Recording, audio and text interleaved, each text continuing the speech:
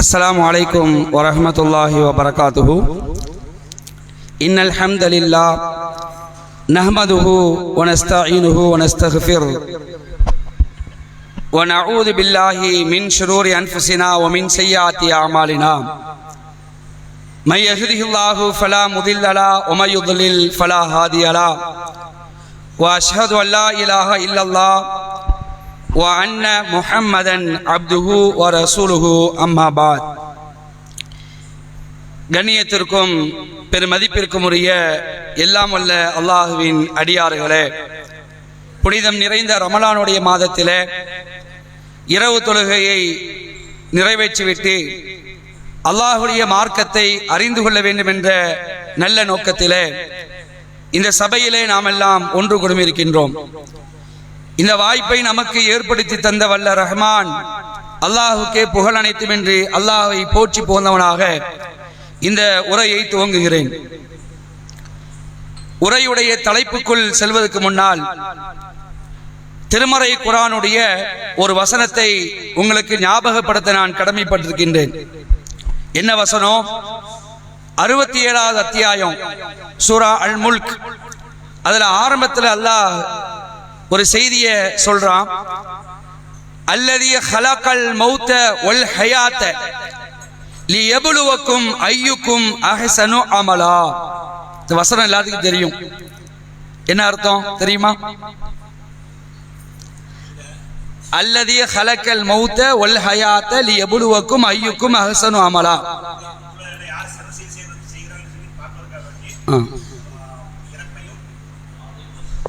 வாழ்வையும் மரணத்தையும் படைத்து. ஓகே, உங்களில் அழகிய செயல் செய்பவர் யார் என உங்களை சோதிப்பதற்காகவே ஃபர்ஸ்ட் வாழ்க்கை சொல்ல மரணத்தை தான் அல்லாஹ் சொல்றான். மரணத்தையும் வாழ்வையும் படைத்துள்ளான் என்று அல்லாஹ் சொல்றான். இப்ப நாம வாழக்கூடிய இந்த வாழ்க்கை எதுக்கு தெரியுமா? சோதிப்பதற்கு தான். என்ன சோதனை? யார் அழகிய செயலை உடையவர் என்பதை சோதிப்பதற்கு. சரியா? அன்புக்குரியவர்களே, உலகத்தில் நாம் வாழும் பொழுது அல்லாஹ் ரப்பல் ஆலமீன் நம்மை எந்த நேரத்திலையும் எந்த விதத்திலையும் எந்த காரியத்திலையும் நம்மளை சோதிப்பான். அந்த சோதனை பல விதத்துல இருக்கும். யாருமே சோதனை சந்திக்காம இங்க உட்கார்ந்து இருக்கிறோமா? யாராவது இருக்கிறீங்களா? இல்ல. எல்லாருமே பலவிதமான சோதனைகளை சந்தித்திருக்கிறோம். இப்ப கூட சோதனையில கூட இருக்கலாம். அப்ப இந்த சோதனையில நாம சந்திக்கும் பொழுது ரொம்ப கவனத்தோடு கையாளணும். அதாவது மார்க்கம் கூறும் நெறியில இந்த சோதனையை நாம் கையாண்டோம் என்று சொன்னால் நாம் நிச்சயமாக இந்த உலகத்திலையும் அல்லாஹ்வால் அருள் செய்யப்படுவோம், மறுமையிலையும் அல்லாஹ் வெற்றியை தருவான். ஒருவேளை இந்த சோதனையில நாம தோத்துட்டோம் வைங்களேன், நமக்கு இந்த உலகத்திலையும் மிகப்பெரிய ஒரு நஷ்டம் கிடைக்கும், மறுமையிலையும் நஷ்டம் கிடைக்கும். அதற்காகத்தான் சோதிக்கப்பட்ட மூவர் அப்படின்ட்டு ஒரு தலைப்புல ஒரே ஒரு செய்தியை பார்க்க இருக்கிறோம்.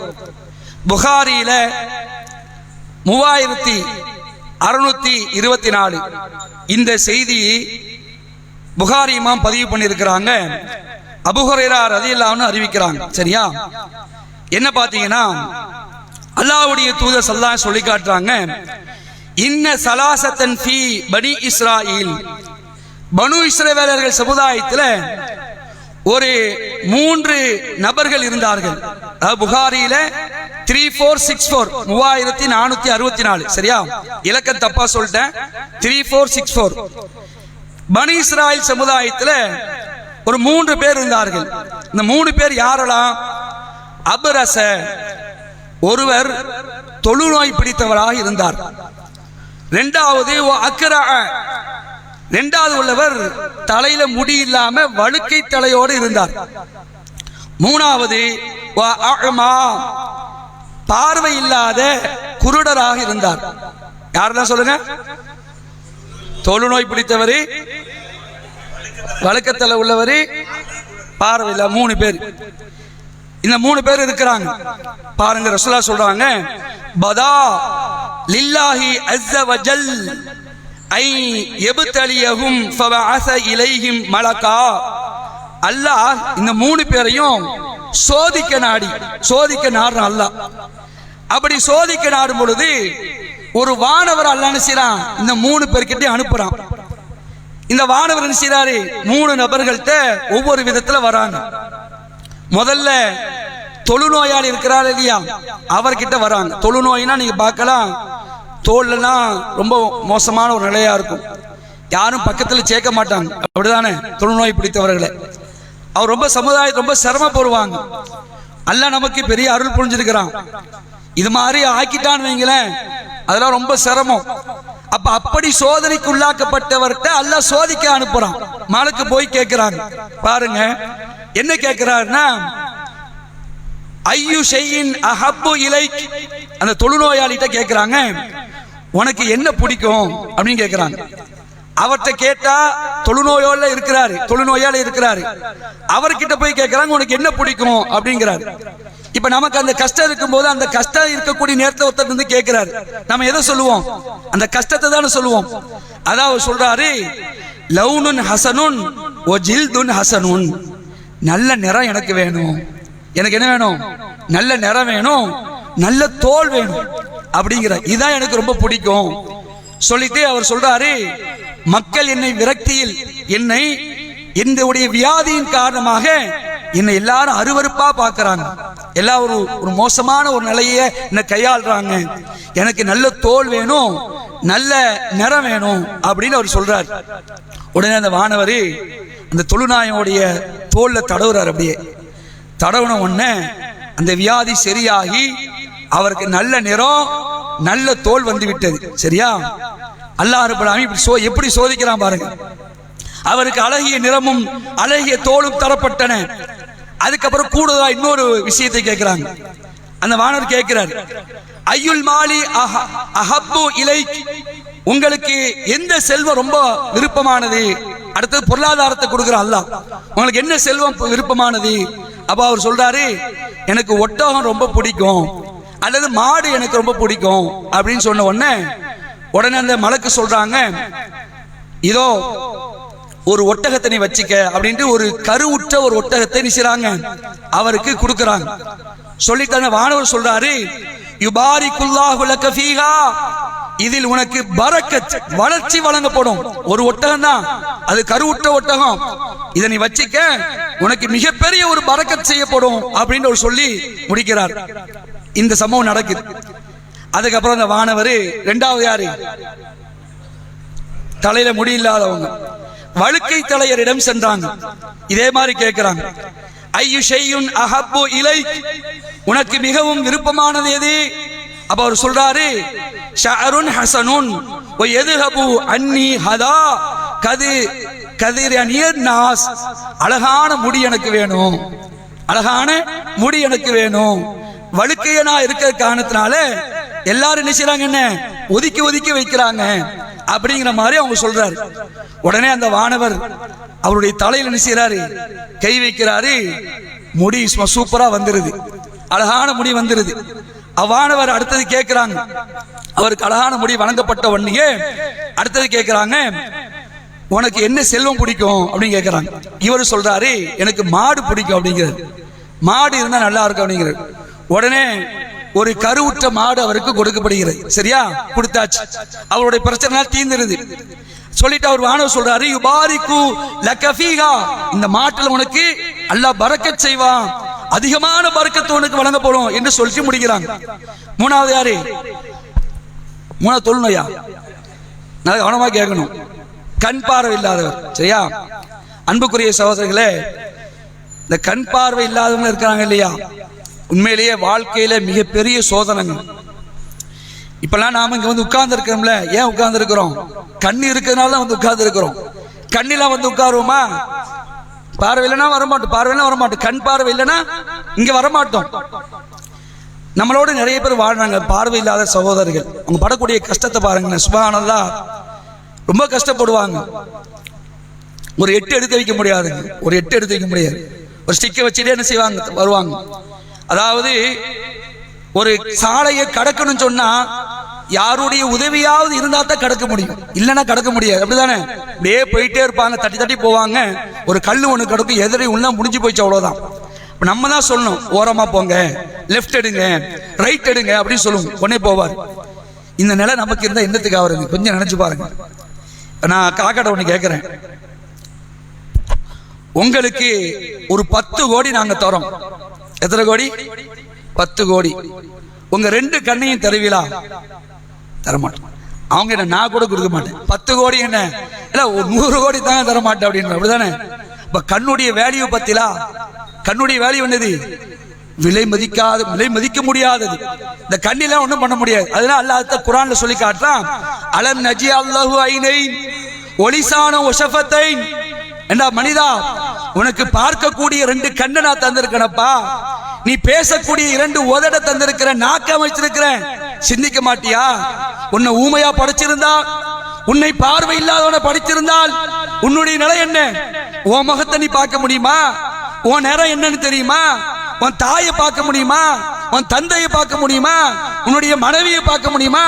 நீ பெற்றெடுத்த உன்னுடைய கண்மணி செல்வம் ஊரே கொஞ்சம், ஆனா உன்னால கொஞ்சம் முடியுமா? என் பிள்ளை எப்படி இருக்கான்னு தெரியாது. இந்த பார்வை இல்லாதவருடைய நிலை தெரியுமா? முழுக்க முழுக்க இருட்டுதாங்க, உலகமே இருட்டுதாங்க. கண்ணை மூடுங்க, கண்ணை மூடா என்ன தெரியும்? இருட்டுதானே.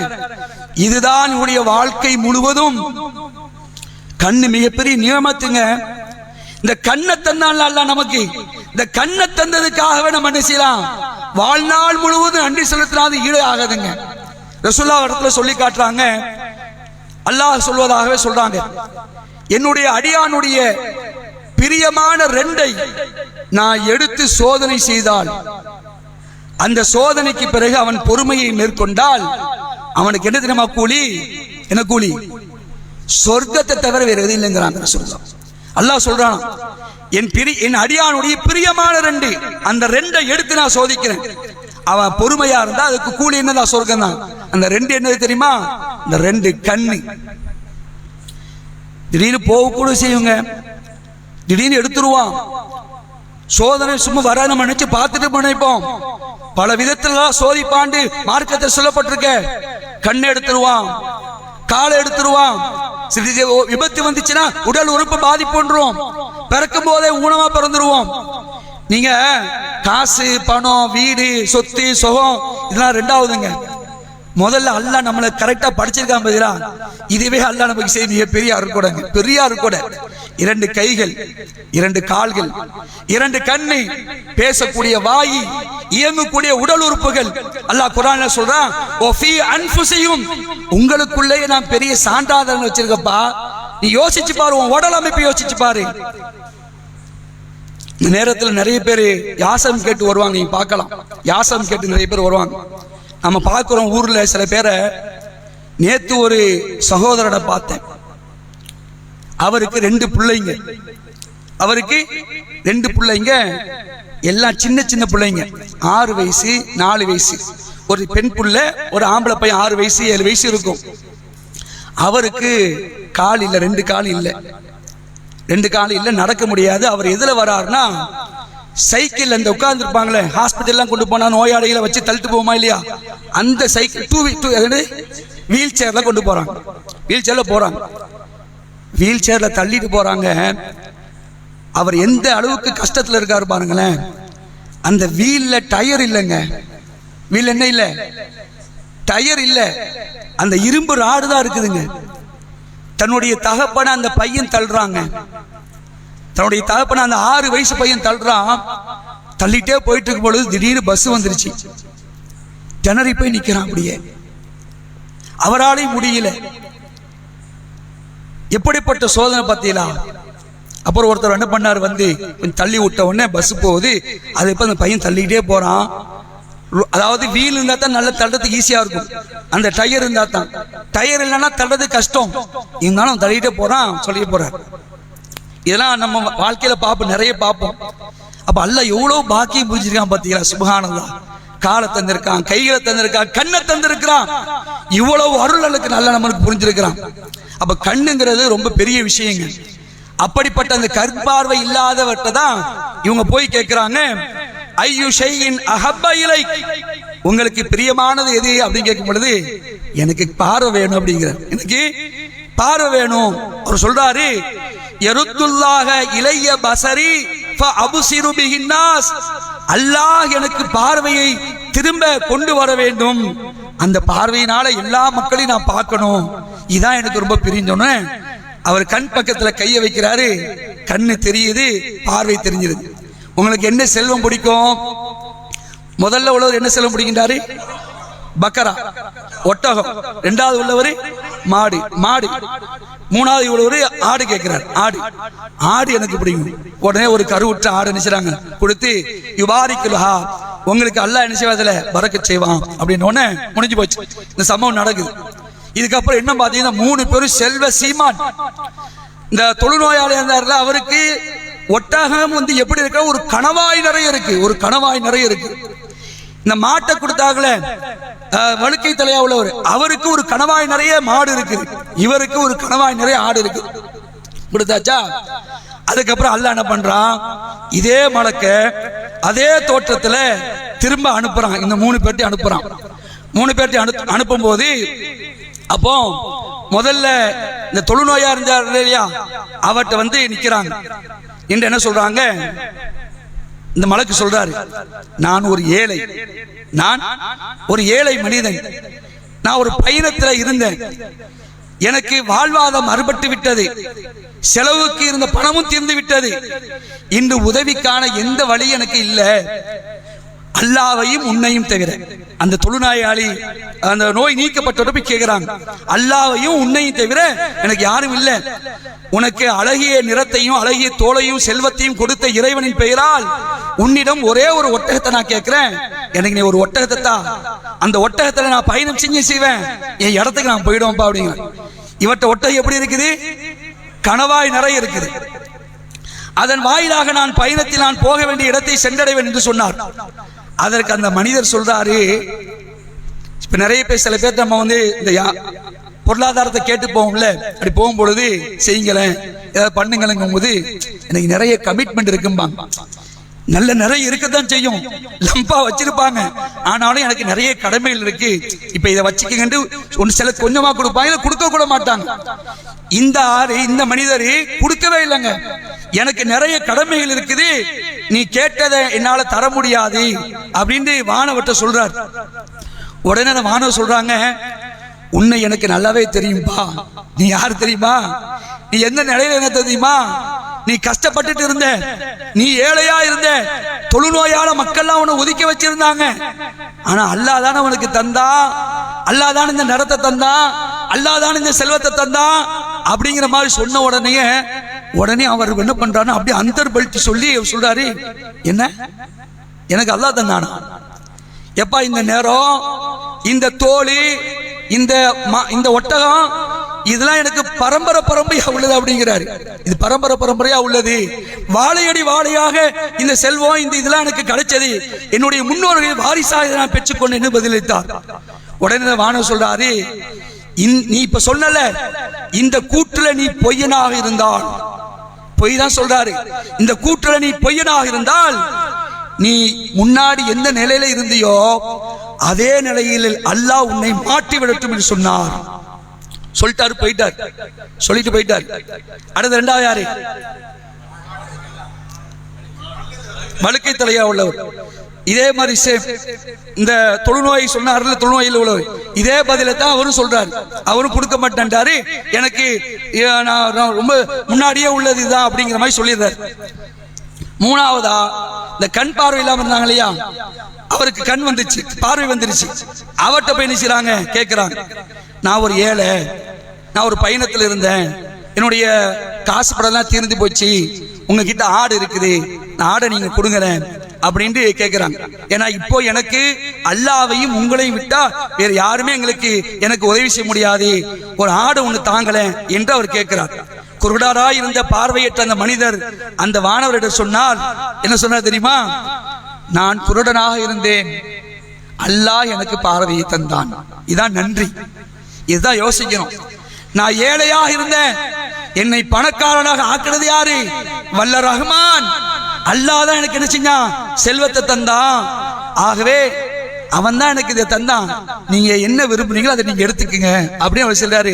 எடுத்துக்கங்க அப்படின்னு சொல்லிட்டு அவர் சொல்றாரு, வல்லாஹி அல்லாஹ்வின் மீது ஆணையாக நான் இன்று நீங்க எடுக்கக்கூடிய எந்த பொருளையும் திருப்பி கேட்க மாட்டேன், நீங்களே வச்சுக்கீங்க, ஏன்னா இது எல்லாம் எனக்கு அல்லாஹ் தந்தது அப்படின்னு அவர் சொல்லி முடிக்கிறார். உடனே அந்த வான சொல்றாரு, ஆடெல்லாம் வேணாம், ஏன்னா நான் யாரு, அவர் யாரு, மனுஷனா, மழைக்கு அனுப்பியிருக்க அல்லாஹ், ஆடெல்லாம் ஒண்ணு வேணாம் சொல்லிட்டு அவர் சொல்றாரு, உன் செல்வத்தை நீயே வைத்துக்கொள், இந்த செட்டப்பு அல்லாஹ் உங்களை சோதிப்பதற்காக நான் அனுப்பினா, உனக்கு இந்த செல்வம் நிரந்தரமா இருக்கும் சொல்லி முடிச்சிட்டு ரெண்டே வார்த்தையை சொல்ற முடிக்க போறேன். ரெண்டே வார்த்தையை சொல்றாரு. என்ன சொல்றாருன்னா, ஃபகது ரதியல்லாஹு அன்க, இந்த குருடரா இருந்து பார்வை இருந்து கிடைச்சல அவரை பார்த்து சொல்றாங்க, ஃபகது ரதியல்லாஹு அன்க, அல்லாஹ் உன்னை குறித்து திருப்தி அடைந்தான். ஏன்னா நீ என்ன செஞ்ச, பழச மறக்கல, உனக்கு கிடைச்ச நியமத்து யாரால கிடைச்சது நினைச்ச, வல்ல ரஹ்மானால கிடைச்சது நினைச்சியா, இதனால் அல்லாஹ் என்ன செஞ்சான், உன்னை குறித்து திருப்தி அடைந்தான் சொல்லிட்டு அடுத்து சொல்றாங்க, வ சஹித அலா சாஹிபைக, உன்னுடைய ரெண்டு தோழர் இருந்தாங்களே இந்த வழுக்கத்தலை தொழுநோயாளியாக, இவர்கள் குறித்து இவர்கள் மீது அல்லாஹ் கோபம் கொண்டான், அல்லாஹ் கோபப்பட்டான். என்னடா மனுஷனி, உனக்கு நான் தந்தேன், நான் அருள் புரிஞ்சேன், நான் பரக்கத் பண்ணேன், அதெல்லாம் மறந்துட்டு என்னால கிடைச்சதுன்னு சொல்றியே என்று அல்லாஹ் அவர்கள் மீது கோபம் கொண்டான் என்று இந்த மலக்கு சொன்னதாக புகாரில பதிவு செய்யப்பட்டு. அன்புக்குரிய சகோதர சகோதரிகளே, எவ்வளவு பெரிய படிப்பினை பார்த்தீங்களா, மிகப்பெரிய படிப்பினங்க. எந்த நேரத்திலையும் சோதனை வந்துச்சுன்னா அந்த சோதனையை கரெக்டா கையாளணும், மார்க்கத்துடைய நெறிமுறை பிரகாரம் கையாளணும். அதே நேரத்தில் அல்லாஹ் நமக்கு வழங்கிய அருட்கொடைகளை ரொம்ப துச்சமான நினைச்சிடக்கூடாது. ஒவ்வொன்றும் அருட்கொடைங்க, ஒவ்வொன்றும் அருட்கொடை.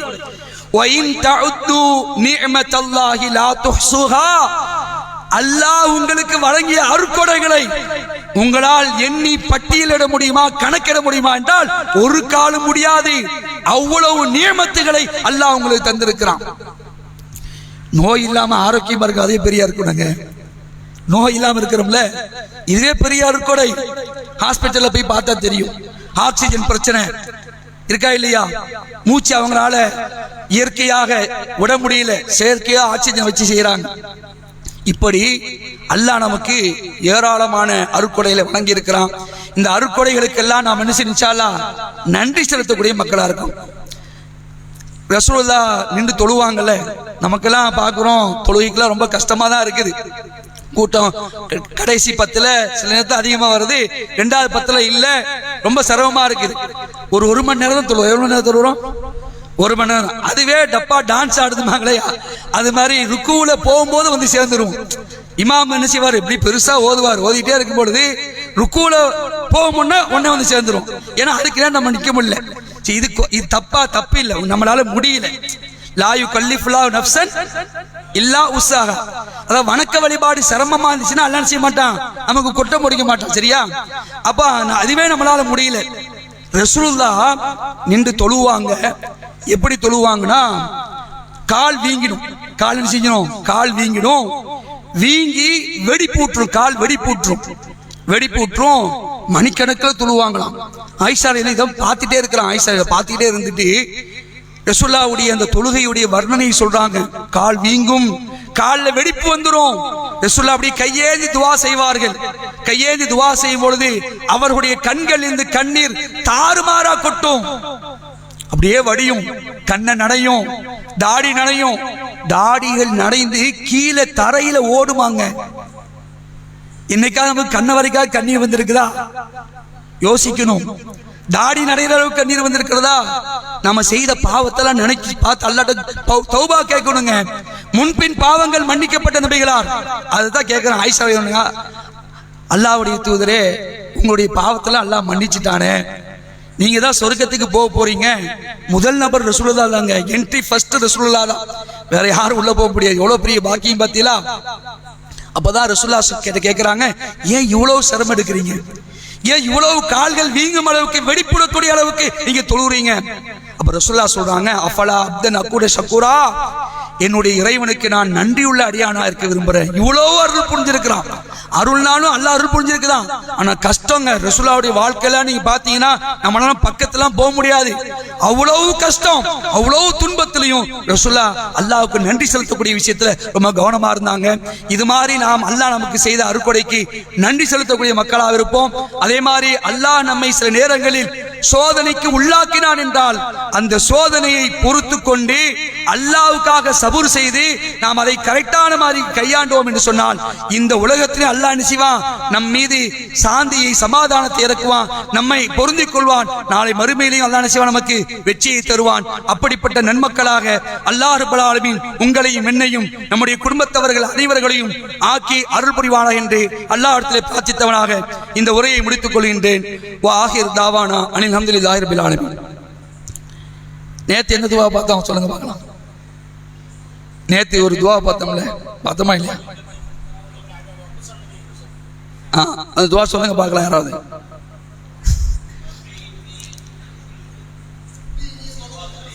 ரப்பி இன்னி ஸலம்து நஃப்ஸி ஃபக்ஃபிர். சரியா? இன்னைக்கு ஒரு துவா. என்ன துவானா, இப்ப நாம செய்யக்கூடிய காரியங்கள் இருக்குல்ல, நல்ல காரியங்கள், இந்த நல்ல காரியங்களை அல்லாஹ் ஏத்துக்கணும். அல்லாஹ் ஏத்துக்கிட்டானே செய்வான், நமக்கு மறுபடியில கூலியை தருவான். அல்லாஹ் ஏத்துக்கலனா கூலியை தர மாட்டான். அல்லாஹ் ஏற்றுக்கொண்டானா ஏற்றுக்கொள்ள நமக்கு தெரியுமா? இப்ப இவ்வளவு தொழுகிறோம், இந்த தொழுகை அல்லாஹ் ஏத்துக்கிட்டானா தெரியாது. ஆனா அல்லாஹ் ஏத்துக்கணும் நம்ம விரும்பணும்ல. அதனால ஒரு துவா ஒன்று இருக்கு, ரப்பனா தகப்பல் மின்னா இன்னக அன்த ஸமீஉல் அலீம். சரியா? இந்த துவாவை நம்ம நினைச்சு வைக்க, இறைவா எங்களிடமிருந்து இந்த பணியை நீ நினைச்சு ஏத்துக்கொள். இது யார் கேட்டா சொல்லுங்க பார்க்கலாம். இப்ராஹிம் நபி கேட்டாங்க. இப்ராஹிம் நபி இஸ்மாயில் நபி என்ன செஞ்சாங்க, இந்த காபாவை வந்து கட்டினாங்களே, புனர் நிர்மாணம் செஞ்சாங்களே, செஞ்சு முடிச்ச உடனே ரப்பனா, அவங்கெல்லாம் ரொம்ப இகலாசா செஞ்சிருப்பாங்க. அவங்கள்ட்ட ஏதாவது முகஸ்துதி இருந்திருக்கு நினைக்கிறீங்களா?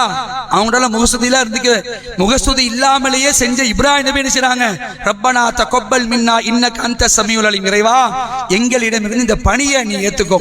உன்னுடைய ஆலயத்தை நாங்க கெட்டி இருக்கிறோம், இதுக்கு நீ ஏத்துக்கிட்டு எங்க கூலியத்தான் கேட்டாங்களே, இதே மாதிரி நாமும் நினைச்சுவோம். ஒவ்வொரு நற்காரியங்கள் செய்த பிறகும் அல்லாஹ்ட்ட துஆ செய்வோம். சொல்லுங்க, ரப்பனா தகப்பல் மின்னா இன்னக அன்த ஸமீஉல் அலீம். ரப்பனா தகப்பல் மின்னா இன்னக அன்த ஸமீஉல் அலீம். இன்னைக்கு துஆ இதுதான். இன்ஷா அல்லாஹ் துஆ மனப்பாடம் பண்ணி ஓதக்கூடிய மக்களா. அஸ்ஸலாமு அலைக்கும் வரஹ்மத்துல்லாஹி வபரகாத்துஹு.